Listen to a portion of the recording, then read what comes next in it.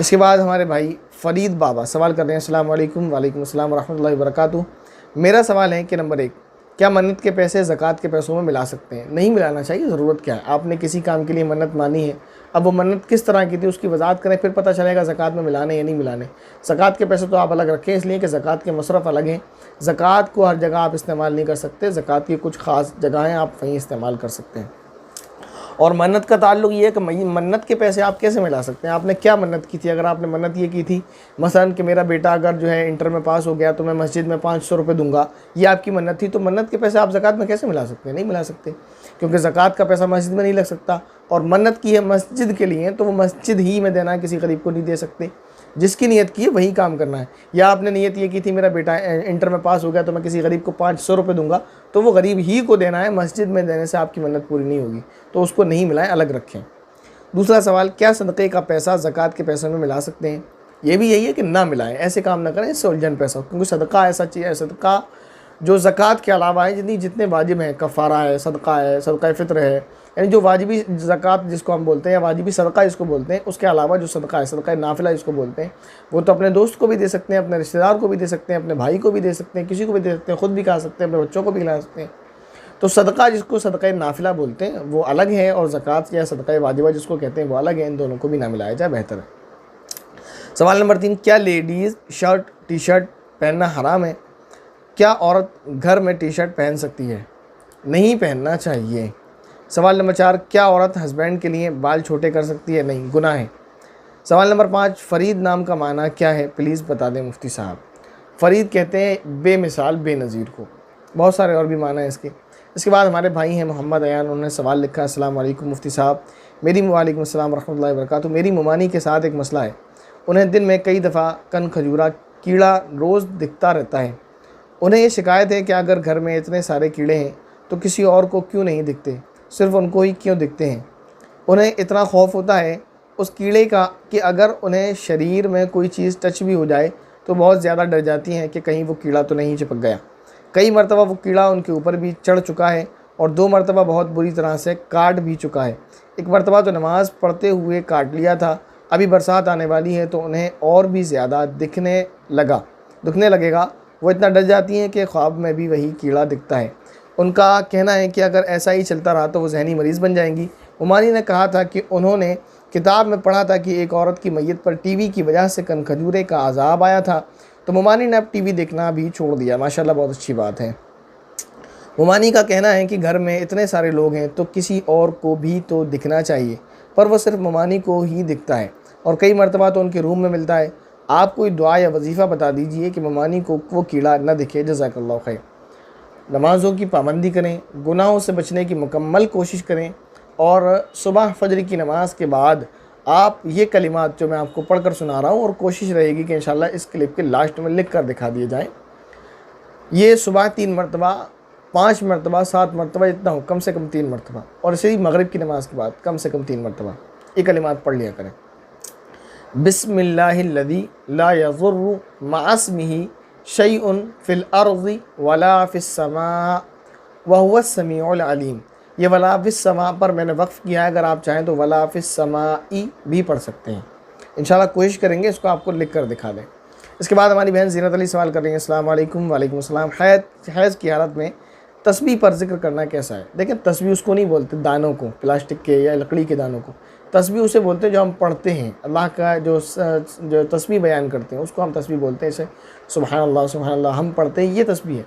लेकिन क्योंकि उस पर पढ़ा जाता है तो आमतौर पर उसको तस्बीह बोल दिया जाता है। ऐसी बहुत सारी मिसालें हैं उर्फ़ में कि जो चीज़ जो है हकीकत में तस्बीह कुछ और होता है, लेकिन ये मजाज़न इसको तस्बीह बोल दिया जाता है, किनाया है उससे, तो लिहाजा अब उसका नाम भी तस्बीह पड़ गया। तो वो कोई ऐसी चीज़ नहीं है कि उसको नापाकी की हालत में नहीं छू सकते। हाँ, अलबत्ता अगर इसका मतलब ये भी नहीं है कि उसका नाकदरी करें, उसे गंदगी में डाल दें या कहीं फेंक दें, उसको रखें तमीज़ और अदब के साथ। अब सवाल यही है कि क्या उस पर तस्बीह पढ़ सकते हैं? बिल्कुल पढ़ सकते हैं, उसको छू सकते हैं, कोई मसला नहीं है। इसके बाद इनका दूसरा सवाल है, अस्सलाम वालेकुम वरहमतुल्लाहि वबरकातुहू। वालेकुम अस्सलाम वरहमतुल्लाहि वबरकातुहू। औरत के इंतकाल के बाद ज़ेवर इंतकाल होते ही उतारने चाहिए या गुस्ल के वक्त? जैसे आपको आसानी हो आप उस तरह से मैयत का एहतराम उनकी जो है बॉडी का करते हुए आराम से उतार लें, कोई मसला नहीं है। उसके लिए कोई टाइम फ़िक्स नहीं है। किसी के इंतकाल के बाद ईसाल सवाब के लिए क्या पढ़ना बेहतर है? कुरान करीम, दुरूद शरीफ, ये पढ़ें, आप बख्श दें।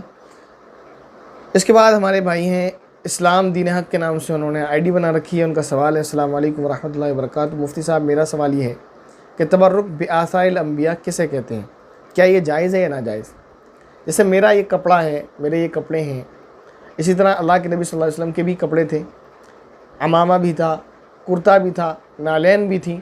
ये जो निशानात, इसी तरह तलवार था, आपका जो तलवार थी आपकी, इसी तरह आपकी ज़रा थी आपकी, या आपकी जो भी चीज़ें थी उसको असर बोलते हैं, और उसकी जमा आसार यानी निशानी। ये नबी पाक सल्लल्लाहु अलैहि वसल्लम की निशानी है। आपका बाल मुबारक है, ये आपकी निशानी है। आपका दंदान मुबारक है, अगर किसी के पास है, जैसे कोई दावा करता है, वैसे मेरी तहकीक के मुताबिक तो किसी के पास नहीं है। अगर किसी के पास इसी तरह आप सल्लल्लाहु अलैहि वसल्लम का अमामा मुबारक है और उनका दावा है कि नबी पाक सल्लल्लाहु अलैहि वसल्लम का, और हकीकत में वह नबी पाक सल्लल्लाहु अलैहि वसल्लम का तो है, तो ये है असर की जमा। असर बोलते हैं निशानी को, तो ये निशानी है नबी पाक सल्लल्लाहु अलैहि वसल्लम की। रुमाल है आपका, जुब्बा है, कुर्ता है, या इसी तरह नालैन है, कुछ भी है, तो ये असर है आपकी निशानी। तो असर की जमा आसार यानी निशानियाँ, और तबर्रुक यानी बरकत हासिल करना। तबर्रुक बिआसारिल अंबिया यानी नबियों की निशानियों के ज़रिए बरकत हासिल करना जायज़ है, कर सकते हैं, कोई मसला नहीं है। लेकिन ये तब है जब ये साबित तो हो कि नबी पाक सल्लल्लाहु अलैहि वसल्लम ही की निशानी है। आजकल मार्केट में ये चल रहा है कि जो है देख कर अफसोस होता है कि कम वक्तों को शर्म नहीं आती कि अपने ही हाथों की जो है चीज़ें बनाकर उसको नबी पाक सल्लल्लाहु अलैहि वसल्लम की तरफ मंसूब करते हैं। अभी किसी ने कुछ दिन पहले एक चैनल पर नबी पाक सल्लल्लाहु अलैहि वसल्लम की तरफ मंसूब करते हुए नालैन, एक जो है चप्पल दिखाई थी कि नबी पाक सल्लल्लाहु अलैहि वसल्लम की नालैन है, और लोग उससे बरकत हासिल कर रहे हैं, वो उसको सर पर लगाया जाए। मुझे तो नहीं लगता उसकी कंडीशन को देखकर, क्योंकि वो आज की क्वालिटी की और उसका लेदर वेदर कुछ इसी टाइप का है। अब अल्लाह बेहतर जाने, अगर वो ऐसा है वाकई में उन्होंने जो है नबी पाक सल्लल्लाहु अलैहि वसल्लम तक उसकी कोई सनद है उनके पास कि ये वाकई नबी पाक सल्लल्लाहु अलैहि वसल्लम का है तो है, वरना नहीं है। तो ऐसा नहीं करना चाहिए उन लोगों को, ये बहुत नामुनासिब बात है। इसके बाद हमारे भाई सलमान अली सवाल कर रहे हैं, मुफ्ती साहब अस्सलाम वालेकुम, मैं सलमान अली बेंगलोर से। वालेकुम अस्सलाम रहमतुल्लाहि व बरकातहू। मुफ्ती साहब, फ़र्ज़ नमाज के बाद दुआ बताएं, कोई भी दुआ मांग सकते हैं आप, कोई ज़रूरी नहीं है। दूसरा सवाल, सुन्नत और नफिल का क्या हम नमाज में थोड़ी तेज़ आवाज़ से किरात छोड़ दिया कर सकते हैं? और मुफ्ती साहब, जो भी हम नमाज में पढ़ते हैं उसका हर एक बोल क्या हम आवाज़ से कर सकते हैं, जैसा कि रुकू की और सजदे की तस्बीह को तस्वीर लिख दिया है, अल्लाहु अकबर अत्तहियात लिल्लाही। मुफ्ती साहब, इस तरह पढ़कर मेरा दिल नमाज में, अब दिल लगता है नमाज में, क्या नमाज होगी? फ़र्ज़ नमाज इमाम के पीछे छूट जाए तो क्या वो भी हो जाएगी? इस तरह अपनी नमाज़ों को इसी तरह ज़ोर से पढ़ना चाहिए कि आपकी आवाज़ आपके कान में जाए, बस इतना ज़ोर से, इतनी ज़ोर से ना पढ़ें कि आसपास के नमाजियों को भी खलल होने लगे। जैसे मैंने एक वीडियो में पढ़कर भी बताया था, ऐसे आप इस तरह नमाज़ पढ़ें, अल्हम्दुलिल्लाहि रब्बिल आलमीन अर्रहमानिर रहीम, यानी आपकी आवाज़ आपके कानों में जाए, इसके अलावा दूसरों को डिस्टर्ब ना हो, तो इतना ज़ोर से आप पढ़ सकते हैं। बिल्कुल इस तरह नमाज़ पढ़ना कि आपकी आवाज़ आपके कानों में भी ना जाए, तो मर्दों के लिए मुनासिब नहीं है। इसके बाद हमारी बहन का सवाल है, मुफ्ती साहब, कुरान में अक्सर तागूती का लफ्ज़ आता है, इसका क्या मतलब होता है? इसका मतलब वही है जो आपने लिखा है। इसके कई मतलब हैं, शैतान, जादूगर, सरकश, और इसी तरह बातिल और इब्लीस और बुत, गंदगी, इस तरह कई मानों में ये इस्तेमाल हुआ है। तो आपने एक माना बातिल लिखा है, खुलासा यही है कि बातिल। इसके बाद हमारे एक भाई हैं, सवाल किया उन्होंने, मुफ्ती साहब, क्या नापाकी की हालत में मोबाइल चला सकते हैं? मैं नापाकी की हालत में जब यूट्यूब चलाता हूँ तो वीडियो पर अल्लाह के नाम, नबी के नाम और काबा की तस्वीर वगैरह आती हैं, ऊपर उन पर हाथ भी लगता है, तो क्या नापाकी में हाथ लगने से फ़ोटो पर गुनाह होगा?